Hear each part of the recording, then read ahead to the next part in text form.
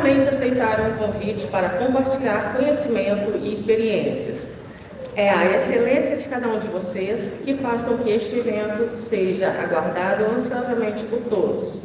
Agradecemos também a parceria e o apoio da Prefeitura Municipal de São João del Rei, da Secretaria Municipal de Assistência Social, Secretaria Municipal de Cultura e Turismo e direção do Teatro Municipal. Agradecemos ainda também a ONG Nova Geração. Todos foram parceiros fundamentais para estarmos aqui hoje. Temos imensa gratidão às empresas patrocinadoras, que são Bozel, Café Soberano, Esquinão Supermercado, Araguana, Clisan, Face Peças, Restaurante do João e Ramal. Vocês foram essenciais para a realização deste evento, contribuindo para a promoção da informação, inclusão e garantia de direitos das pessoas autistas. Juntos, seguimos construindo uma sociedade mais consciente e acessível para todos. E o que seria do simpósio se não tivéssemos a ajuda, a dedicação, a vontade de trabalhar, de fazer acontecer dos nossos estagiários e voluntários? A todos vocês, nosso profundo, sincero, muito obrigada. Para dar início aos trabalhos agora na parte da tarde, convidamos para uma roda de conversa com mediação de Bruno Grossi, Rodrigo Domingos, Letícia Andrade e Elaine de Paulo. Um momento de escuta, troca de experiências e diferentes perspectivas sobre o autismo. Por favor, subir ao palco. Bruno Grossi, ilustrador e artista visual, autor de livros, criador do personagem Peixinho Doroteia, desenvolve projetos que unem arte, literatura e inclusão. É diretor de comunicação da Aspas. Elaine de Paula, mãe atípica e uma querida parceira nossa da Aspas. Rodrigo Domingos, autista, licenciando em Ciências Biológicas, outro parceirão nosso lá. E a nossa querida Letícia Andrade, psicóloga clínica, atende mães atípicas na Aspas. Sejam bem-vindos.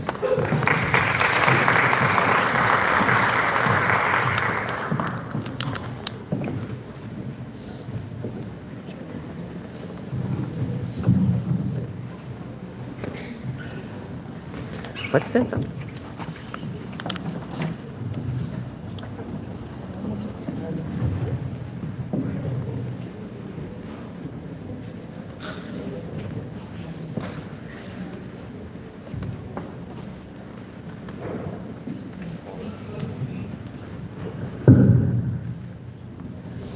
Boa tarde, todo mundo.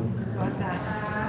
Primeiramente, queria agradecer a todos vocês que aceitaram esse desafio da gente se reunir e conversar um pouquinho. E a ideia é mostrar um pouco dessa trajetória da pessoa autista, dos familiares da pessoa autista e da pessoa que cuida dos familiares e da pessoa atípica. Então, acho que a gente está numa rede que combina bem e é bom essa troca de ideias. Queria agradecer muito mesmo, né, de aceitar. E queria que a gente começasse a cada um se apresentar brevemente, né, e falar também o que é o autismo. Que o autismo, como o autismo entrou na vida, está bem livre mesmo, assim, onde você encontrou o autismo, como que surgiu, né, assim, essa parte de trabalhar com autismo, então, recebi o diagnóstico do meu filho, então, nossa, e agora? Nós somos autistas. Eu queria que a gente falasse um pouco sobre isso, né? Então, para começar, eu sou Bruno, né, Grossi, Tereza já fala um pouquinho, mas eu tive o diagnóstico tardio, com 37 anos, mais ou menos. Foi em 2017, e foi uma trajetória que eu vinha buscando alguma coisa que tinha em mim, que eu não sabia o que era. E eu sou de Belo Horizonte, eu venho desde a adolescência, tendo algumas depressões, alguns diagnósticos de forma errada, né, que hoje nós sabemos muito disso. Tive muitos desafios durante a vida e nunca soube por quê. até que eu resolvi desistir de tudo lá em Belo Horizonte. Larguei tudo, pedi demissão, minha família e mudei para cá, sem ninguém, sem conhecer ninguém. Vim nesse caminho, eu acabei conseguindo profissionais que sabiam, né, assim, sobre o autismo, que acabei fazendo todas as testagens, tive diagnóstico, e aí eu encontrei a Aspas, que foi quem me acolheu, e estou há 5 anos lá, né? A Dani me acolheu, a família dela me acolheu, e aí isso foi me dando força para continuar, e aí acabei virando diretoria da Aspas, voltei a fazer faculdade, comecei a trabalhar com a Dani também, né? Nós começamos a fazer projetos juntos, e isso me deu força para continuar e saber as minhas dificuldades e as minhas habilidades também. Então foi um pouco do que aconteceu comigo até agora, depois de eu pensar nessa coisa. Boa tarde a todos. Como a Tereza também já falou, meu nome é Rodrigo, eu sou licenciado em Ciências Biológicas, sou técnico da pecuária e basicamente o diagnóstico de autismo, né, chegou na minha vida justamente quando eu adentrei no ensino superior e eu comecei a chegar a vários entraves, seja para permanecer em sala de aula, para acompanhar as matérias, e eu tentei todas as metodologias possíveis para ter um rendimento acadêmico ok, mas eu assim não tinha. Então comecei a perceber que tinha alguma coisa errada e fui atrás de algum suporte, alguma coisa. E nisso eu conheci o Rogério, que era psicólogo lá na Aspas. Ele me atendeu umas 2, 3 vezes e falou assim: você conhece a Aspas? Eu falei: não. Ele falou: era no endereço antigo ainda. Você vai lá, conversa com a Dani, com o Bruno, e eu comecei a te atender por lá, porque eu acho que você pode atender no espectro. E aí eu fui, comecei a ser atendido lá pela Aspas, e posteriormente pela Aspas também consegui todo o processo de testagem e veio o diagnóstico de autismo e de TDAH. Posteriormente precisei refazer essas testagens junto com o pessoal da SPA, da UFCJ, e veio mais alguns concomitantes, que seriam a dislexia, a discalculia. E aí agora eu estou aí, quase encerrando a minha licenciatura, né, me tornando um professor atípico e tentando vencer essas barreiras que tem, que realmente não é muito fácil fazer com que o pessoal do ensino superior entenda que as limitações elas não terminam no ensino médio. Boa tarde, sou Elaine, como já foi falado, sou mãe atípica. Hoje eu tenho a graduação, né, ainda em andamento de engenharia de produção, e faço criminologia também. Então, eu vim acompanhada pela cientista do Secretismo, pela Aspas também, desde 2023, pelo fato do meu filho ter um acompanhamento com ele para o diagnóstico. E foi quando eu consegui esse diagnóstico, porque essa relação dele com o aspecto foi desde 1 ano e 3 meses, mais ou menos, mas eu não tive acompanhamento somente escolar, quando ele estudava no escola particular, onde me deu assistência, e através da Aspas eu consegui esse auxílio de acompanhamento, tanto para ele quanto para mim também, porque é uma necessidade nossa. Quem vive esse momento sabe como é difícil, e hoje eu busco lidar com as minhas atividades e os meus desafios, com o acompanhamento dele, e a gente está ali para poder aprender, né? Então, isso é um pouco do que a gente vai falar, e agradeço por todos estarem aqui. Boa tarde, pessoal. Eu sou Letícia Vidente, eu sou psicóloga, eu trabalho com os adultos, e na Aspas em especial, como ela me disse, desde 2023, não é? Faço acompanhamento com os pais atípicos, e como que chegou na minha vida. Eu tenho amigas atípicas, mães atípicas, né? E eu vi ali uma necessidade, porque a dedicação é tão grande, né? Nós temos pais aí na plateia atípicos e é tudo tão voltado para aquela criança, né? Com diagnóstico, que às vezes esse pai e essa mãe fica meio de lado, né? De tanta dedicação que aquela criança exige, né? Então, aí entra o meu trabalho, né, que é cuidar de quem cuida, né? Então, para mim é uma gratificação imensa, né? Inenarrável poder estar acompanhando e estar ajudando essas pessoas a encontrarem o seu lugar, saber que é necessário, né? Exige muita atenção, né? Ser um pai e uma mãe, mas eles também são seres humanos, né? Indivíduos separados. Então, esse é o meu papel, para estar acompanhando, né, lado a lado e mostrando para eles qual é o lugar deles mesmo no mundo, né, como que a gente pode estar fazendo isso de uma forma que ajude tanto a criança com o diagnóstico quanto esse pai e essa mãe. Bom, eu queria fazer uma pergunta para o Rodrigo. Quais foram os principais desafios no início da sua jornada como autismo e como foi o processo de buscar apoio ou orientação? Eu acho que para todo mundo que recebe o diagnóstico tardiamente é um baque. Ao mesmo tempo que é um choque para a gente, é também um alívio. Que a gente tira um peso muito grande das costas de entender que a gente tem limites. Só que ao mesmo tempo também é muito difícil para a gente, que acho que o Bruno também deve ter vivenciado isso e vivencia até hoje, que a gente cresceu treinado para ser uma pessoa típica. Então, descobrir na fase adulta que você é uma pessoa atípica, como que você respeita os seus limites que você não conhece. Porque ao longo da sua formação enquanto pessoa, você foi treinado a desrespeitar esses limites para corresponder a uma regra social. Então, até onde vai o mascarado ao autismo e até onde vai o que a gente aprende, que são as nossas características. Então, até hoje eu vivencio isso, né, de tentar me compreender, me respeitar um pouco mais.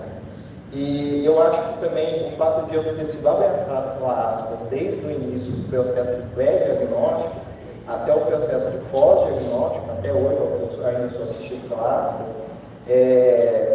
me situou muito bem, e principalmente de saber que eu tinha um núcleo de apoio, uma rede de apoio, de saber que eu tinha outras pessoas como eu, né, que eu poderia recorrer, pedir ajuda, pedir conselhos, e também na questão de direitos mesmo, de saber me posicionar, saber o que eu posso, o que eu não posso, até onde eu estou sendo desrespeitado, até onde eu não estou sendo desrespeitado, e principalmente de ser um facilitador também para as terapias, né? A Sara está ali, que é psicóloga há quase 2 anos, que vem desempenhando um trabalho maravilhoso comigo. E então, assim, ao longo desse processo, eu acho que se eu não tivesse sido acolhido pela aspas, se eu tivesse recebido esse diagnóstico de maneira eu acho que eu não teria conseguido digerir essa informação e conseguido associar ela da maneira tão tranquila do jeito que foi, justamente por causa do suporte da aspas. Eu acho que as melhores formas a gente estar confortável. Você falou da Sara, né, do Rogério, são pessoas que deixam a gente confortável e isso faz com que a gente consiga enfrentar os desafios. Igual eu perguntei para você, né, eu acho que a gente também saber os nossos limites evita que a gente entre em crise. Então, a gente saber que nosso corpo não está ruim, nosso corpo não está bom, está ruim. Então, cara, eu não vou conseguir sentar lá na roda de conversa, porque senão eu vou ter uma crise e não vou dar conta. Então, conseguir visualizar isso e saber até onde você pode ir e até onde você não pode, porque isso é diariamente, né? A gente tem que ficar de olho nisso diariamente. Então, eu acho muito importante ter alguém para esse suporte para a gente, para poder estar com a gente sabendo o que a gente vive, para socorrer e também falar, ó, você consegue, mais você consegue. E eu acho isso muito importante. Então, aproveitando isso que a gente está falando, eu falar um pouquinho sobre como que é ser uma pessoa no dia a dia em termos assim, de relacionamento amoroso com os amigos, com as pessoas e na faculdade também. Primeiro, do relacionamento, né? A Agatha tem uma frase dela que eu guardo, que tipo assim, tem certas coisas que se eu não soubesse do diagnóstico, eu talvez não toleraria no relacionamento. Então, ter estabelecido, tipo assim, e principalmente a gente conversa muito sobre essa questão do que é bom para mim, do que não é. A gente tenta várias metodologias ao longo do dia a dia. Se vocês forem lá em casa, por exemplo, na casa inteira tem espalhado post-it, coisas que eu preciso lembrar e coisas que precisam ser feitas, porque senão eu vou acabar esquecendo, eu vou fazer de maneira compulsória, do jeito que eu acostumei a fazer. Mas também a gente chega em certos dilemas no relacionamento, né? Justamente porque eu, por exemplo, eu não sei expressar direito meus sentimentos. Então, não é que o nosso relacionamento não tenha um diálogo ok, mas às vezes eu não consigo me expressar da maneira correta, ou às vezes não consigo expressar, não sei o que eu estou sentindo. Então, esse é um diálogo que vai para mais do que um relacionamento típico. Então, provavelmente a Agatha precisa ter um saco de paciência maior para lidar comigo, mas, no geral, a gente se dá super bem e então é bem tranquilo. Ultimamente, o que tem sido o meu maior percalço mesmo é na questão da universidade. Desde que eu percebi o diagnóstico e comecei a correr atrás da questão de inclusão e acessibilidade para o ensino superior, isso vem sendo uma barreira que o ensino superior não, pelo menos a UFCJ, não está sabendo lidar da maneira correta. Então, é muito difícil você, e é um questionamento que eu sempre faço, nessa roda de conversa, que a UFCJ, enquanto com rei, foi uma universidade que prezou por ter todas as licenciaturas para formar professores. Eu me coloco nessa turma porque eu sou um futuro professor, né? Mas, ao mesmo tempo, eles não têm muito bem estabelecido o que é a acessibilidade para além da fase infantil. Então, quando a gente chega lá, o UFCJ tem muito bem estruturado a questão de inclusão e acessibilidade na questão arquitetônica, questão física mesmo, né? Ter material em braille, ter intérpretes de tradutores de Libra, ter toda uma capacitação. A sala recursos da UFCJ era uma sala de recursos voltada para deficiências auditivas e visuais. Teve uma vez um colega meu de estagiário lá, eu cheguei lá, sentei, bati a papo, aí chegou o pessoal lá e eu até brinquei, falei assim, gente, só o pessoal autista está em crise, o que vocês fazem? Eu não sabia o que fazer. E são estagiários, às vezes, da psicologia, de outros cursos, né? Então, é uma crítica minha à instituição, porque talvez seja um proselitismo por ser uma falta de estudo das pessoas que compõem o setor de inclusão e acessibilidade. Então, quando a gente chega com essa demanda, outro caso que a gente tem é que, por exemplo, o meu problema tem sido agora, o meu problema atual, e que me levou, inclusive, ao diagnóstico de autismo, foi justamente a dificuldade das matérias de exatas. Então, eu cheguei agora ao final da graduação, devendo apenas matemática e estatística. E a maioria dos professores, eles são bacharéis, eles não são licenciados.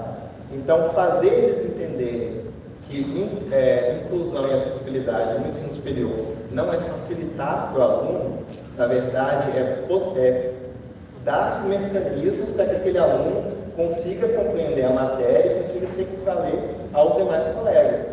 Né? Não é um processo fácil. O Matheus fez um documento maravilhoso de recomendação, de técnicas que podem ser usadas para mim. E a gente foi uma coisa que para mim foi muito chocante de chegar para o professor, mostrar para ele a documentação toda e tudo, ele olhar assim e falar assim, não, mas quem fez sua testagem desse negócio de descalculismo? Foi o pessoal do SPA, eu lembro da professora Mônia, o Matheus, que é doutorando, tudo, ele é psicólogo, não sabe matemática, não tem diagnóstico na base. E aí, tipo assim, são assim, bordantes capacitistas que são reverberados dentro da universidade e que é muito difícil fazer o pessoal entender. Já eu faço parte da COAS e eu sempre critico essa posição da comissão justamente de priorizar a questão física da universidade e às vezes deixar de lado a questão de inclusão de pessoas neurodivergentes na universidade. E o que eu sempre escuto é isso, tipo assim, a gente não pode mexer com isso, a gente não sabe mexer com isso. Eu já falei assim, uma vez abriram para trazer pessoas de fora para dentro da comissão, e aí eu elenquei e falei assim, tem a Dani e tudo, e o pessoal, não, mas a Dani é de um grupo de militância, trazer para dentro da instituição não ia dar certo. E aí a gente fica nisso, como temos que vai dar. Pois é, e seria onde seu filho vai entrar, né? Então, eu quero já passar para você que você está também. Então, como é que foi para você receber o diagnóstico do seu filho? Eu buscava entender um pouco melhor o que acontecia com ele no dia a dia. A doutora Wanda, que era pediatra dele, já tinha conversado comigo um pouco. E na escola, no SEB, ele já tinha passado para mim algumas atitudes dele, né?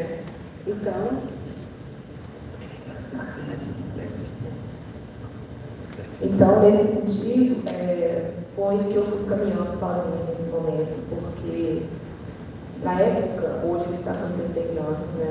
Um rapaz, não foi muito fácil, porque ao mesmo tempo de você saber que o seu filho tem algumas atitudes que você não consegue compreender o porquê, e você tentar buscar conhecer esses motivos, era muito difícil, porque na época que ele era bebê, não tinha conhecimento, não tinha informação sobre o autismo.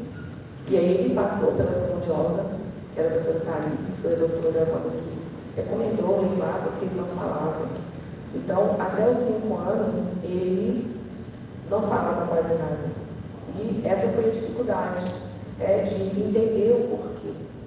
Foi quando ele começou já na escolinha e foi, ao mesmo tempo, se adaptando. Ao mesmo tempo, essa dificuldade foi porque os familiares também, muitas das vezes, não entendiam e também não compreendiam o nosso dia a dia. E falavam que era uma mãe muito, como se diz, né, passava na cabeça dele.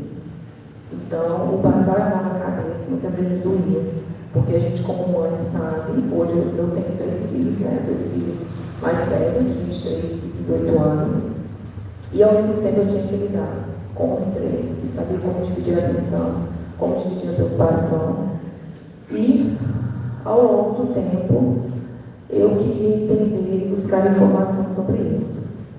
Só que era difícil demais. E ao longo do tempo, quando foi após a pandemia, ele já tinha saído do cenário nessa época, e foi onde ele teve uma crise muito forte. Que ele foi transferido, nós colocamos ele no Aureliano, e quando a administração da escola me chamou e falou que o porquê do Gabriel agir dessa forma na sala de aula, porque ele não conversava com ninguém, não prestava atenção da maneira dela dizer, porque ele ficava de cabeça baixa, mas fazia todas as atividades. Então nós conversamos e eu expliquei a situação dele desde a infância. E eles indicaram que eu procurasse neurologista para encontrar o diagnóstico, né, parecido do que estava acontecendo com ele. E foi quando, com muita dificuldade, eu levei no neurologista, que atendi até hoje, doutor Thiago, e isso foi que veio o diagnóstico. E o encaminhamento também para a doutora Juliana, na Unimed, que fez esse acompanhamento com ele. Só que ao mesmo tempo a família também atinge, né, e recebe isso como algo que eles também não conhecem.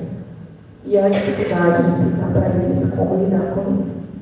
e os irmãos. Eu ia te perguntar se você enfrentou julgamento, se teve apoio, mas você já está falando muito disso. Sim. O apoio e o julgamento, ele vem contínuo, vem lado a lado.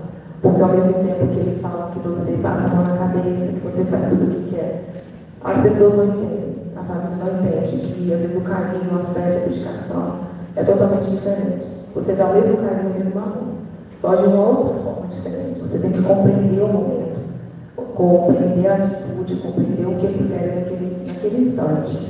Porque não é igual a todos eles, né? Não é igual a mim, não é igual a nenhum. Mesmo que seja todos os autistas juntos ao mesmo local, eles são diferentes. Né? E nesse momento, eu tive que acolher ele com muito carinho, compreender, esquecer um pouquinho daquele momento que a gente passa e compreender aquilo que ele está sentindo. E foi assim.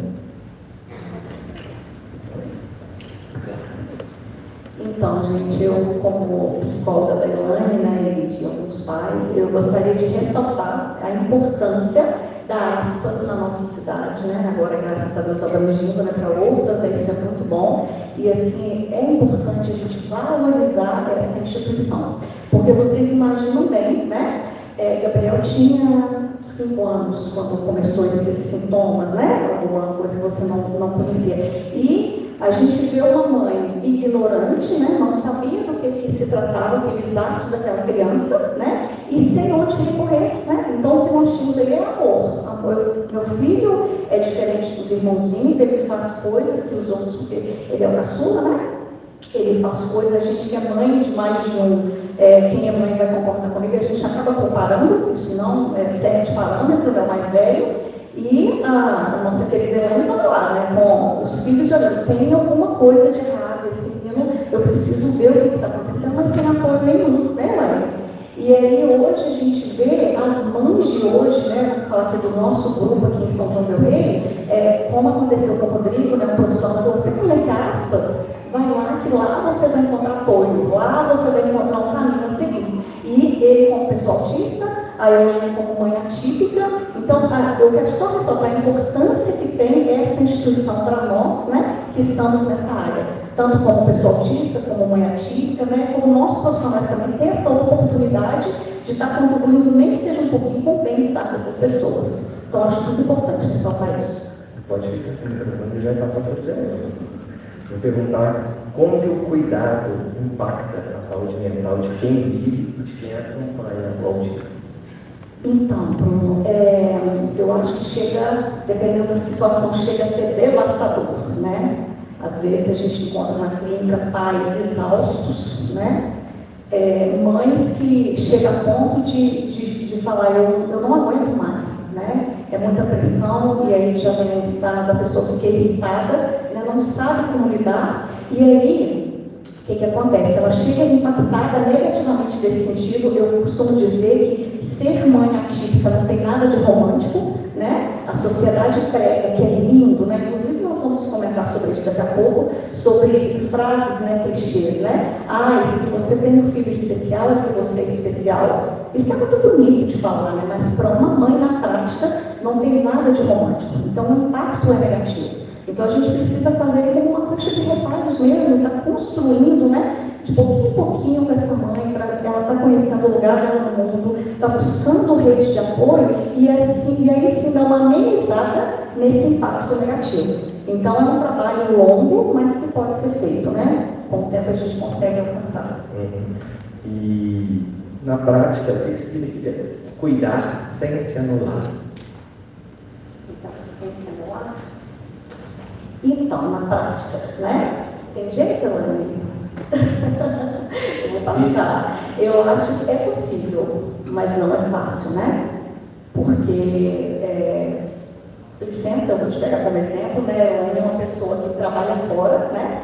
Ajuda no sustento da casa e ainda tem que dar conta, né, desse filho. São muitas terapias, muitas demandas que a pessoa autista exige, né? Então, quando a gente vê uma mãe, né, ela tem alguma rede de apoio, né, precisa precisaria ter mais, né? Mas tem mães que nem têm rede de apoio. Então, eu acho que essa anulação, ela vem mesmo como consequência. É por isso a importância da aspas. Eu volto a dizer, quando você chega ali, você tem um apoio, um esclarecimento, que é o que aconteceu com o Rodrigo, qual que é o seu direito, quem você pode estar ajudando para te ajudar nessa questão dessa anulação ser menor. Então, eu acho que na prática, hoje, ainda vamos alcançar, nós vamos chegar lá, né, conseguir separar, mas eu acho que está um pouco distante a questão dessa mãe e esse pai não se anular.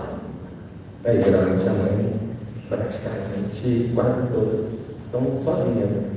Então, acaba se anulando eles. O índice de separação, né, após o diagnóstico é altíssimo. Normalmente, a mãe fica com a criança e o pai, ele não, simplesmente não dá conta, então ele sai de campo e a mãe fica ali. Isso, estatisticamente falando, é muito grande.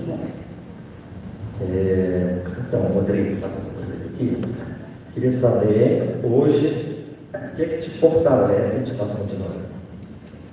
Eu acho que a vontade própria, né, de pertencer e ocupar espaços dentro da sociedade, né, essa necessidade que eu acho mesmo, tipo assim, de ser uma pessoa que leva a bandeira do autismo, ser um professor autista, né, que é uma coisa que a gente faz muito ver no ensino público, né, o apoio da minha família, da minha companheira, de toda uma rede de apoio que realmente está ali por trás, me impulsionando, porque, igual eu falei, 4 anos batendo na mesma tecla e às vezes não achando solução, a gente acaba ficando muito depressivo, muito desanimado com as coisas. Então, ter uma rede de apoio que te funciona, que ajuda você a se vislumbrar lá na frente, ocupando um espaço que é direito seu, eu acho que isso aqui nos fortalece diariamente para a gente conseguir trilhar o nosso caminho. Pois é, eu acho que sobre a rede de apoio, né, é essencial. A minha família toda está em Belo Horizonte, então acaba que a minha família aqui, a Ana, o André, os meninos delas, a Tereza e o pessoal da Aspas. E às vezes eu estou lá passando mal com a maior angústia, estou morrendo e tal. Aí uma delas diz assim, você almoçou hoje? Aí eu, não, então é fome. Então você não consegue, você olha isso, aí bom, entendeu?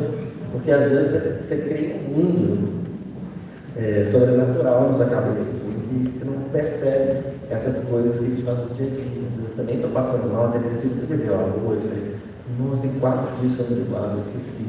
Então eu esqueço de fazer isso, eu começo a passar mal e pio. Então a gente fantasia demais.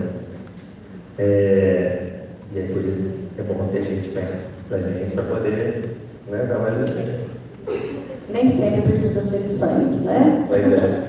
Aí a minha irmã pira, né? Aí ela já quer pegar o ônibus, pegar o carro e vir pra cá. Aí, não, calma, outra coisa, mas ela fica esperando também. Então eu jogo mais pro colo da Jana, da André, da Tereza, estão pertinho, moro em frente à casa dele, inclusive eu vim uma casa em frente, que é mais fácil, né?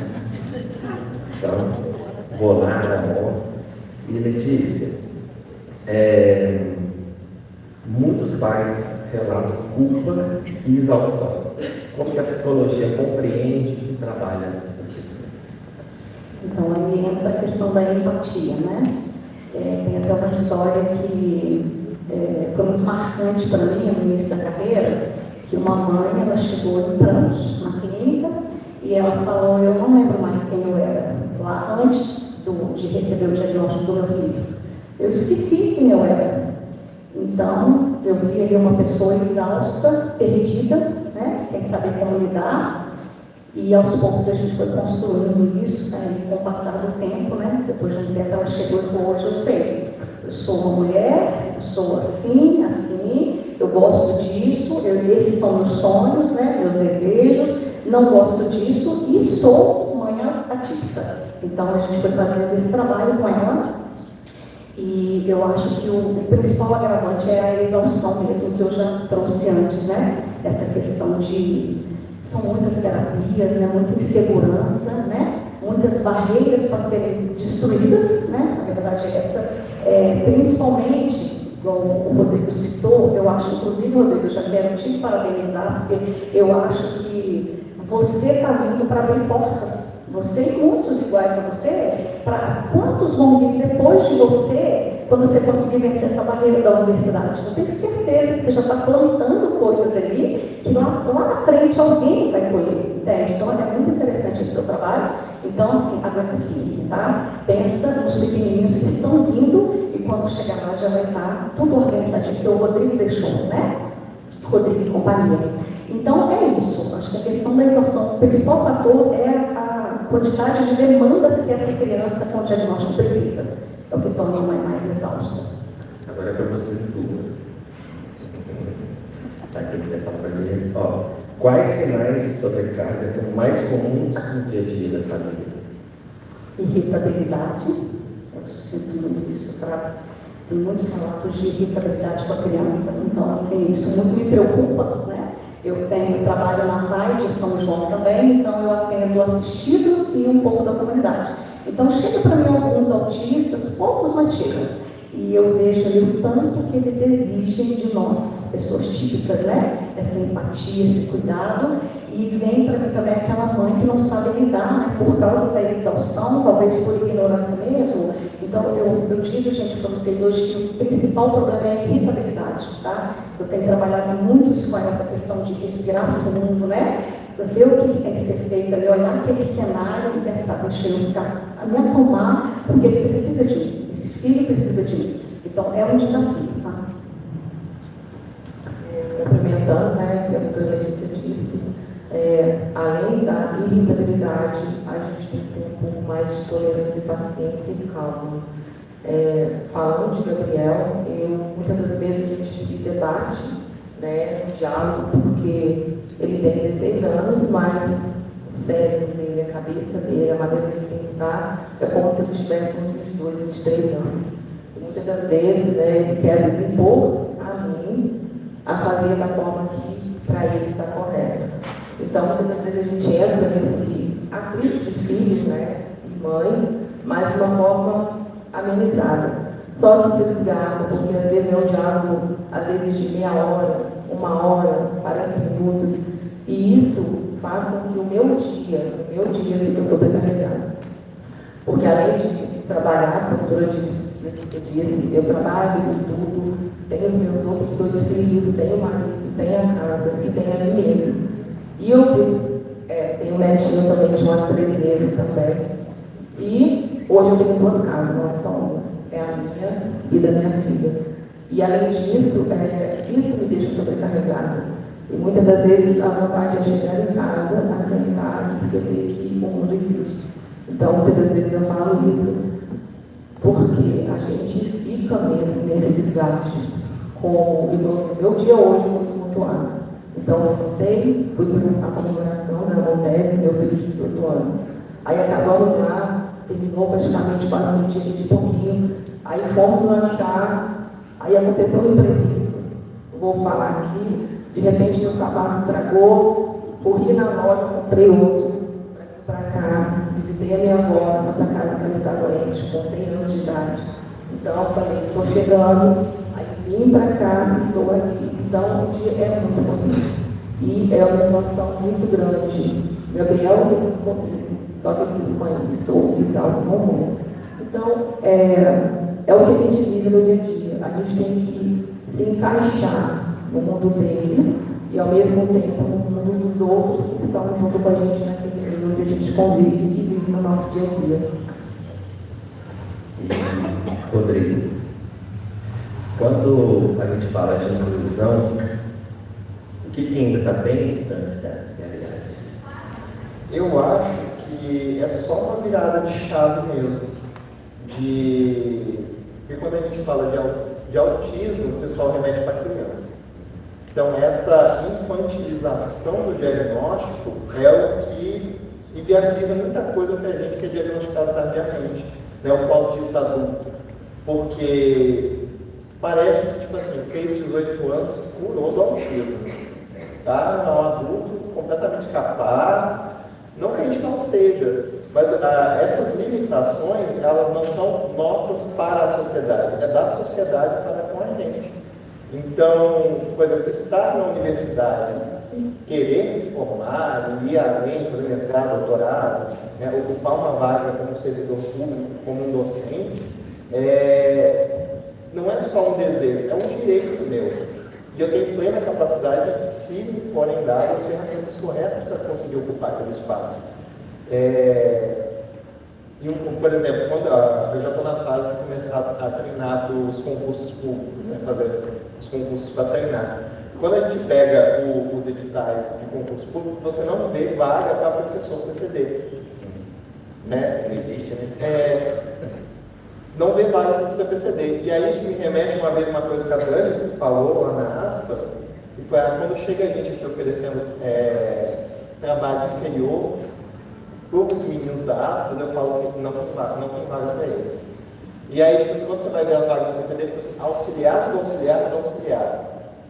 Nada contra a profissão, mas se a gente estudou, se a gente tem plena capacitação e foi capacitado para aquilo, por que não ter uma vaga destinada para os professores PCD? Já pensa que a gente é incapaz, né? Exatamente. Até mesmo, recentemente agora, por exemplo, na UFMG, dois alunos foram impedidos de ocupar a vaga de PCD porque era um nível muito suporte. Então, numa entrevista de 15 minutos, feito com pessoas que não eram da área, foi qualificado que aquela pessoa não tinha nenhuma deficiência que qualificasse ela para ocupar a vaga, que juridicamente o autista independente compreendível é PCD para fins legais. E aposto que se ele tivesse mostrado que ele era uma pessoa autista, se tivesse uma crise ali, não ia ser empregado. Exatamente. Né? Então, para mim, é basicamente isso. E é muito tocante, por exemplo, para mim, além de pegar umas vagas pelo CAT, eu também sou PIB de ano, eu faço PIB de biologia. E a gente usa o crachazinho, às vezes eu acabo substituindo o cordão do crachá pelo do autismo. E aí teve um momento que foi muito tocante para mim, que foi uma aluna que ela é não verbal. E aí ela olhou, viu o cordão, ela apontou para o cordão, e aí eu fiz assim para ela apontou para ela, tipo assim, você é igual eu? E aí, tipo assim, uma coisa que ela não tinha o costume de fazer, que era de ter contato com isso, toda vez que eu chegava na sala de aula, eu me abraçava. Então, tipo assim, houve uma identificação. Então, tipo assim, se ele está ali e ele também é um professor, por que eu também não posso ser? Então, tipo assim, não existe barreiras. Eu também estou fazendo minha terceira faculdade de psicologia e aí eu tenho umas coisas lá também que eu sempre discuto com os professores, que eu não mato a aula, eu presto muita atenção, sempre na primeira carteira, mas prova não me destrói, então eu demoro muito para fazer, eu rabisco a prova inteira, então às vezes eu trago o professor e ele olha, tipo, que isso, né? Tem todas as cores, eu tenho que riscar as palavras, as pegadinhas, o que é, o que não é. E aí, beleza, aí eu tenho pânico de matemática. E aí eu tenho pesadelo de matemática. Às vezes eu tenho pesadelo que eu estou na faculdade, na terceira faculdade, mas eu tenho que pagar matemática, eu terceiro ano na escola ainda. Sabe? Então são coisas assim que me assustam. E aí a gente teve uma matéria que é estatística. E aí era no terror para mim. Terror, cara. Vou ficar nessa, o pesadelo chegou até agora. E aí, aí a gente teve uma professora ótima, que é a Larissa, e aí ela ensinando as fórmulas, eu consegui. Então, eu fiquei os primeiros meses, assim, super estudando, aí fui tirando total em todas as provas dela, assim, e aí chegou na última prova, eu tive uma crise de ansiedade tão forte, que eu estava na faculdade e falei, eu não vou fazer essa prova. Não, vai sim, não, essa prova está fácil. Não, pode ir mais, então qualquer coisa eu não consigo fazer essa prova. Eu não vou fazer mais prova. Eu vou fazer a prova. Ele é muito gente boa. Aí eu falei, então tá, eu vou fazer sua prova. Eu vou fazer rapidinho, tá? Aí ela deu as costas, eu fui embora para casa. E aí ela foi me mandou uma mensagem, cadê você? Eu trouxe uma caixa de bombom para você vai fazer a prova. Eu falei, já estou em casa, já. Então assim, Tem professor que não liga, não importa, e tem professor que insiste, fica ali, tipo, não, bem, não tem nada a ver se você formar, como eu já tinha passado na matéria, eu falei, então, se eu faltasse para mim, eu nunca tinha marcado a prova, porque eu sou muito comum nessas coisas, né? Eu gosto muito de estudar e de fazer as coisas. Só complementando um pouquinho, né, que eu estava falando aqui, falando do Gabriel, porque o Gabriel tem essa dificuldade. Ele não frequenta sala de aula já desde o ano passado, porque ele não consegue ficar no meio das pessoas. Pelo barulho, pelas pessoas conversarem e não ter a devida atenção. Então eu tive que entrar através da associação, a Dani foi atrás de todas as necessidades, né, de documentos, tudo, com as informações, para que eu pudesse ter esse direito dele fazer atividades em casa. Então, desde o ano passado, que ele está em casa, não vai para a sala de aula. Então, eu busco as atividades dele na escola e eles me dão um prazo para que ele possa fazer dentro do tempo dele. Por exemplo, eu peguei a atividade dele, hoje está fazendo 15 dias. Então, ele leva um longo tempo para fazer e entregar essa atividade. E através dessas atividades é que eles conseguem avaliar o conhecimento dele para poder lançar a média, como ano passado ele conseguiu passar, né? Ele veio agora para o segundo ano. E é uma dificuldade muito grande, como eles estão acabando de informar. A cabeça funciona totalmente diferente. E ele não precisa estudar, ele simplesmente escuta, né, um áudio da matéria, ou ele busca informação, como na sala de aula também, ele não copiava quase nada, então ele captava o que o professor dizia e fazia prova. Então, era assim a atitude dele na sala de aula. E isso é uma compreensão que eles precisam, é uma necessidade, e às vezes ninguém compreende isso, e fala que é tipo um charminho, né? Ou para chamar a atenção, ou para ser melhor que os outros. Não é. É a capacidade de cada um dentro da sua limitação.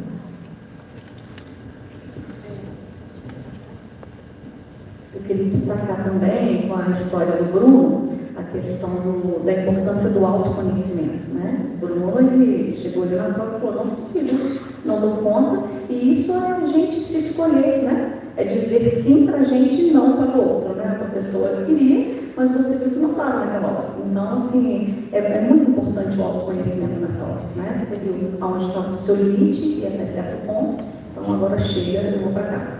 Isso é muito importante, né? No prova. Bom, a gente vai encerrando, vou para a última pergunta. Fala se a gente ama. Isso aí. Bom, porque já deu o horário. Então, eu queria que vocês, se pudessem, resumir em uma frase o que o autismo representa hoje na vida de vocês. Uma frase, viu? Eu como psicóloga que adoro uma história de judiação.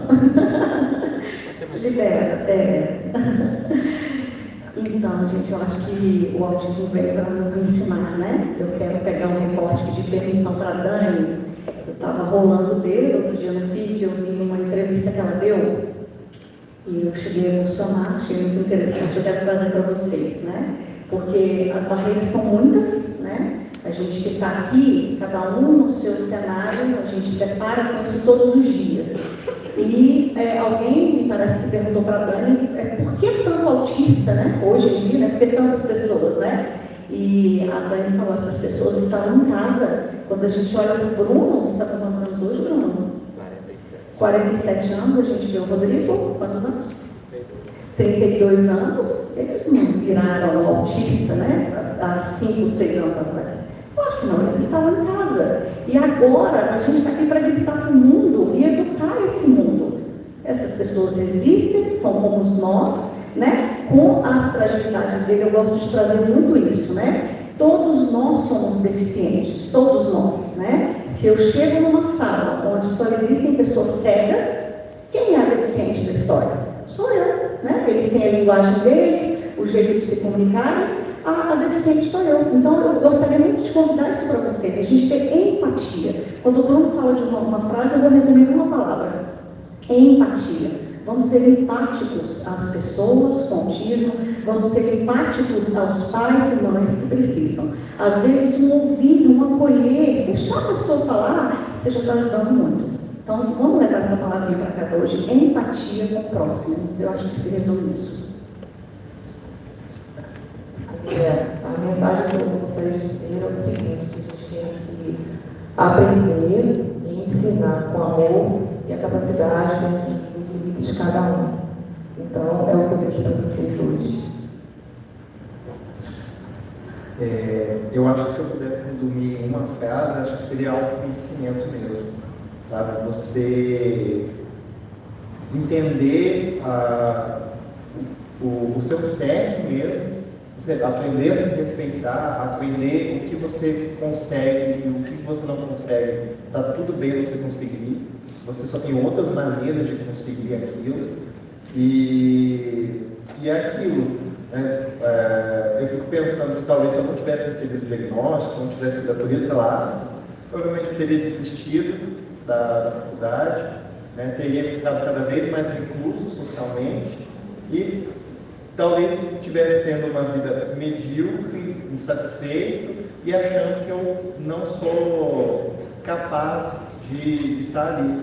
Eu acho que esse autoconhecimento, esse autorrespeito que o diagnóstico traz para a gente na fase adulta, ele é essencial para que a gente tenha um combustível para continuar lutando. Bom, então é isso. Quero agradecer vocês novamente, adorei. Eu peguei de surpresa, não sei, eu pensei. Deixa eu ver. Mas eu acho que, tem que ter bons amigos, porque tendo, né, uma rede de bons amigos, eu acho que você está em boas mãos e é o que te levanta, assim, todos os dias, que te faz todos os dias a levantar e falar, vamos lá, é isso, dá para ficar mais leve, e é isso. E obrigado.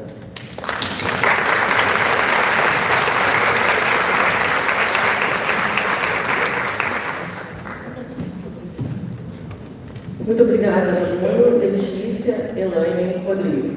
Boa noite a vocês.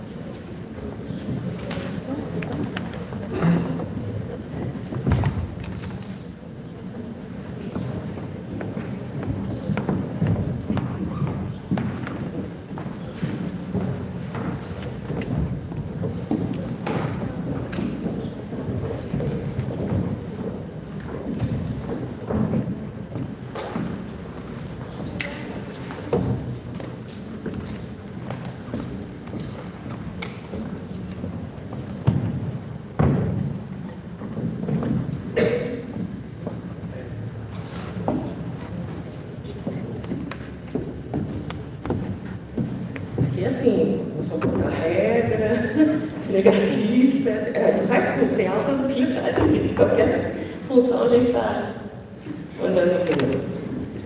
Bom, dando sequência, gostaria de convidar a doutora Mônia Silva. A doutora Mônia ela vai fazer a palestra para além do diagnóstico, avaliação e monitoramento do técnico. Mônia é graduada em Psicologia pela Universidade Federal de São João, especialista em avaliação diagnóstica, mestra em Psicologia pela Universidade Federal de São João, doutora e pós-doutora em Psicologia pela Universidade Federal